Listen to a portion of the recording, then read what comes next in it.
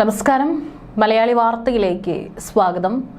ഒടുവിൽ കേരളത്തിലെ താമസം മതിയാക്കി F-35 യുദ്ധവിമാനം തിരികെ സ്വന്തം നാട്ടിലേക്ക് പറക്കുന്നു. തകരാർ പരിഹരിച്ച് തിരികെ പറക്കാൻ സജ്ജമായ ബ്രിട്ടീഷ് യുദ്ധവിമാനത്തെ വിമാനത്താവളത്തിലെ ഹാങ്ങറിൽ നിന്ന് ഇന്ന് പുറത്തിറക്കും. ഒരു മാസത്തിലേറെയായി തിരുവനന്തപുരം വിമാനത്താവളത്തിൽ കുടുങ്ങിയ വിമാനം നാളെ തിരികെ പറക്കും.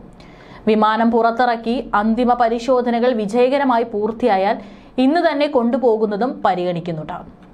വിമാനത്തിന്റെ തകരാർ പരിഹരിക്കാൻ ഏതാനും ആഴ്ചകൾ മുൻപെത്തിയ 14 അംഗ വിദഗ്ധ സംഘത്തെ തിരികെ കൊണ്ടുപോകാൻ ബ്രിട്ടനിൽ നിന്നുള്ള ഗ്ലോബ് മാസ്റ്റർ വിമാനം നാളെ എത്തുമെന്നാണ് വിവരം.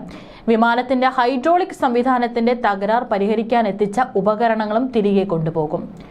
ഇന്ത്യ പസഫിക് മേഖലയിൽ സഞ്ചരിക്കുകയായിരുന്ന ബ്രിട്ടീഷ് നാവികസേനയുടെ വിമാനവാഹിനി കപ്പലിൽ നിന്ന് പറന്നുയർന്ന F-35B യുദ്ധവിമാനം ഇന്ധനം കുറഞ്ഞതിനെ തുടർന്നാണ് ജൂൺ 14 തിരുവനന്തപുരത്ത് ഇറക്കിയത്. അടിയന്തരമായി ഇറക്കുന്നതിനിടെ വിമാനത്തിന്റെ ഹൈഡ്രോളിക് സംവിധാനത്തിനും തകരാർ സംഭവിച്ചിരുന്നു. വിമാനവാഹിനി കപ്പലിൽ നിന്ന് 2 എഞ്ചിനീയർമാർ ഹെലികോപ്റ്ററിൽ തിരുവനന്തപുരത്ത് എത്തിയെങ്കിലും തകരാർ പരിഹരിക്കാനായില്ല. പിന്നീട് ബ്രിട്ടനിൽ നിന്ന് വിദഗ്ധരെത്തി വിമാനം ഹാങ്ങറിലേക്ക് മാറ്റി അറ്റകുറ്റപ്പണി നടത്തുകയായിരുന്നു. ഈ ഒരു വിദഗ്ധ സംഘം ബ്രിട്ടനിൽ നിന്ന് എത്തുന്നതുവരെ വിമാനം ഹാങ്ങറിലേക്ക് മാറ്റാൻ പോലും സമ്മതിച്ചിട്ടുണ്ടായിരുന്നില്ല. ഇവിടെ മഴയും കാറ്റും വെയിലും അടിച്ച് F-35 പുറത്തു തന്നെയായിരുന്നു കിടക്കുന്നുണ്ടായിരുന്നത്.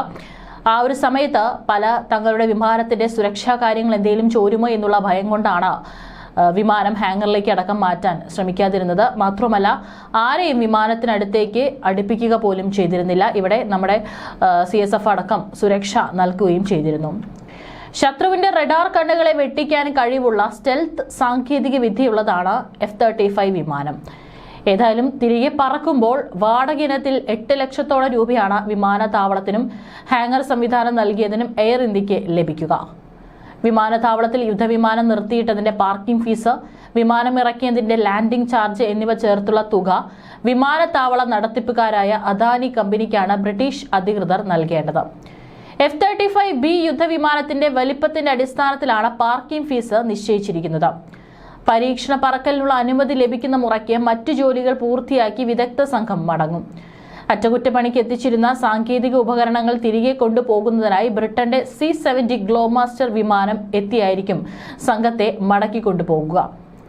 അതേസമയം ഓപ്പറേഷൻ സിന്ധൂറിന്റെ ഭയത്തിൽ നിന്നും ഇതുവരെ പാക് ഭരണാധികാരികളും സൈന്യവും മുക്തരായിട്ടില്ല. ഇന്ത്യയുടെ ബ്രഹ്മോസ് മിസൈൽ, റഫാൽ യുദ്ധവിമാനങ്ങൾ എന്നിവ ഇന്ന് പാകിസ്ഥാൻ ഒരു പേടി സ്വപ്നമായി മാറിക്കഴിഞ്ഞു. ഇതിനിടയിൽ ഇന്ത്യക്ക് F-35A യുദ്ധവിമാനങ്ങൾ നൽകരുതെന്ന് പാകിസ്ഥാൻ അടുത്തിടെ US-നോട് അഭ്യർത്ഥിച്ചിരിക്കുകയാണ്. ഫെബ്രുവരിയിൽ പ്രധാനമന്ത്രി നരേന്ദ്രമോദിയുമായുള്ള കൂടിക്കാഴ്ചയിൽ US president Donald Trump F-35 യുദ്ധവിമാനങ്ങൾ നൽകാൻ വാഗ്ദാനം ചെയ്തിരുന്നു. ഇതിനുശേഷം US vice president JD Vance ഏപ്രിലിൽ ഇന്ത്യ സന്ദർശിച്ചു. ഈ സമയത്തും F-35A കുറിച്ചുള്ള ചർച്ചകൾ നടന്നു. എന്നാൽ പാകിസ്ഥാൻ വ്യോമസേനാ മേധാവി എയർ മാർഷൽ സഹീർ അഹമ്മദ് ബാബർ സിന്ധു അടുത്തിടെ അമേരിക്ക സന്ദർശിച്ചിരുന്നു. ഈ സമയത്ത് അദ്ദേഹം US വ്യോമസേനാ മേധാവി ജനറൽ ഡേവിഡ് ആൽവെയിനുമായി പ്രത്യേക കൂടിക്കാഴ്ച നടത്തി. മറ്റു ചില സൈനിക ഉദ്യോഗസ്ഥരും ഈ യോഗത്തിൽ പങ്കെടുത്തിരുന്നു. സഹീർ അഹമ്മദ് ഇന്ത്യയോടുള്ള തന്റെ ഭയം US വ്യോമസേനാ മേധാവിയോടും പ്രകടിപ്പിക്കുകയും അമേരിക്ക ഇന്ത്യക്ക് F-35A നൽകിയാൽ അത് തങ്ങളുടെ സമാധാനം തകർക്കുമെന്ന് പറയുകയും ചെയ്തു. പാകിസ്ഥാൻ സൈന്യം ഇന്ത്യയേക്കാൾ വളരെ ദുർബലമാണെന്ന് കൂടിക്കാഴ്ചയിൽ പാക് സൈനിക ഉദ്യോഗസ്ഥർ പറഞ്ഞെന്ന് സഹീർ തന്നെയാണ് ഇക്കാര്യം വെളിപ്പെടുത്തിയത്. ഇതേ F-35 തന്നെയാണ് പാകിസ്ഥാനും ഭയക്കുന്നത്. അതും ഇന്ത്യക്ക് നൽകിക്കഴിഞ്ഞാൽ ഉണ്ടാകാൻ പോകുന്ന പ്രത്യാഘാതങ്ങളെക്കുറിച്ചുള്ള ഭയമാണ് പാകിസ്ഥാൻ അവതരിപ്പിച്ചത്.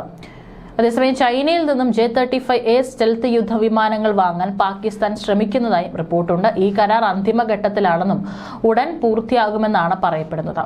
ചൈനയുടെ ഷെൻയാങ് എയർക്രാഫ്റ്റ് കോർപ്പറേഷനാണ് J-35A നിർമ്മിച്ചിരിക്കുന്നത്. കേരളത്തിലെത്തിയ F-35 വിമാനം യുദ്ധക്കളത്തിൽ ഏറ്റവും കരുത്തനെന്നൊക്കെയായിരുന്നു അറിയപ്പെട്ടിരുന്നത്.